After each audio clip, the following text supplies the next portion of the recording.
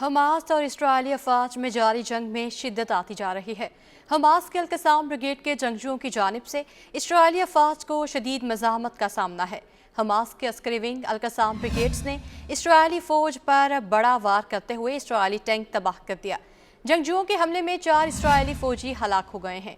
एक और वाक़े में बारूदी सुरंग के धमाके में 6 इस्राएली फौजी हलाक हो गए, जबकि धमाके में 10 के करीब इस्राएली फौजी जख्मी भी हुए हैं, जिन्हें करीबी अस्पताल मुंतकिल किया गया, जिसके बाद एक दिन में मारे जाने वाले सहूनी फौजियों की तादाद 10 हो गई।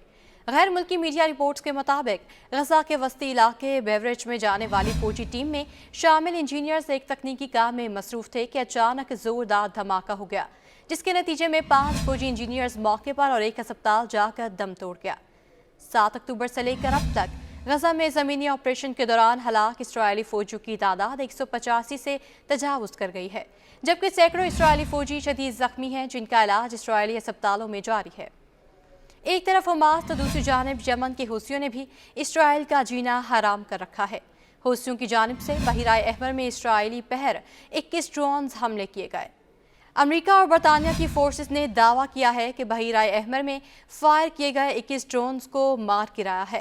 गैर मुल्की खबर एजेंसी के मुताबिक यमन की हूसियों की तरफ से गुज़श्ता 7 हफ्तों के दौरान इसराइल पर ड्रोन से हमले की अब तक 26 कोशिशें हो चुकी हैं।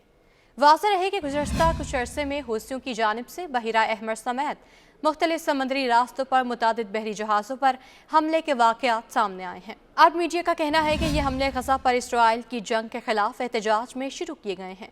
इन हमलों में यमन के हूसियों ने मुख्तलिफ बहरी जहाज़ों को निशाना बनाया है, जिनमें इसराइल, अमरीका समेत मुख्तलिफ ममालिक के बहरी जहाज़ शामिल हैं। यमन की हूसियों का कहना है कि अमरीका पूरी दुनिया को मुतहरिक कर ले, फिर भी बहराए अहमर में जहाज़ों पर हमले जारी रहेंगे। हमास के हाथों अपने फौजियों की हलाकतों के बाद इसराइली अफवाज हिफ्त मिटाने के लिए निहत्ते फ़लस्तीनियों के खून की प्यासी हो गई है। सहूनी अफवाज के गजा के रिहायशी इलाकों पर बमबारी से मजीद 126 फ़लस्तीनी शहीद हो गए हैं। गैर मुल्की मीडिया रिपोर्ट्स के मुताबिक इसराइल के वस्ती और जनूबी गजा पर शदीद हमले जारी हैं। गुज़श्ता 24 घंटों में इसराइली फ़ौज की कार्रवाई में मजीद 126 फ़लस्तीनी शहीद और 241 जख्मी हो गए।